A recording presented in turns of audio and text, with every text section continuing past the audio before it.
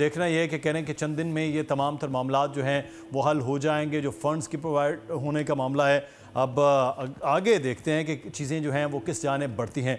आगे बढ़ेंगे, अब कुछ बात कर लेते हैं पाकिस्तान में स्टॉक एक्सचेंज के हवाले से कि स्टॉक एक्सचेंज में इस वक्त सूरत हाल जो है वो तेज़ी के साथ आगे बढ़ रही है और कहा जा रहा है कि मुस्बत रुझान नज़र आ रहा है मुख्तलिफ़ चीज़ों के अंदर। लेकिन ये मुस्बत रुझान किस जानिब है, कैसे है, इस पर हम बात करेंगे। हमारे साथ ex director Pakistan stock exchange Abid Habib साहब मौजूद हैं। बहुत शुक्रिया आबिद साहब आपके वक्त का।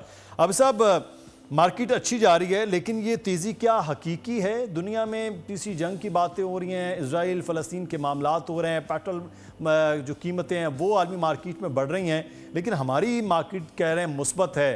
तो क्या ये वाकई हकीकी तब्दीली है जो मुस्बत है? देखिए, स्टॉक मार्केट की डायनेमिक्स जो है बहुत सारे होते हैं, बहुत सारे फैक्टर्स हैं जो कि स्टॉक मार्केट के प्राइसेस को इन्फ्लुएंस करते हैं। और जिस तरह हमने पिछला एक साल जो देखा था, जिसमें हमारी मार्केट बहुत ज्यादा जो है वो डिस्काउंटेड हो गई थी और बहुत ज्यादा नीचे आ गई थी। जैसे हमने देखा था कि डॉलर भी जो है, रुपी डॉलर पैरिटी जो है वो ऑलमोस्ट इंटर बैंक जो है 300 रुपए से भी ऊपर चला गया था और ऑफ मार्केट जो है ओपन मार्केट में 340 के करीब चला गया था। और जिस तरह से जो कुछ एक्शंस लेने से गवर्नमेंट के बहुत ज्यादा स्टेबिलिटी आई और प्राइसेस जो है उसमें बहुत ज्यादा फर्क आया, जिसकी वजह से उसका इम्प्लीकेशन जो है सारे सेक्टर्स पे आ गया।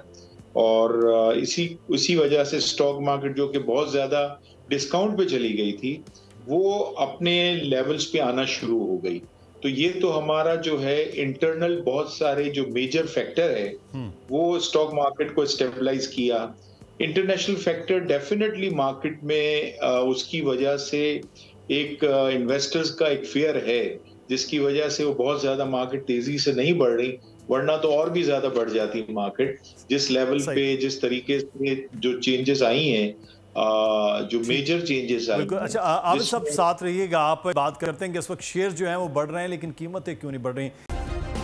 सब्सक्राइब करें और बेल दबाएं ताकि कोई खबर रह न जाए।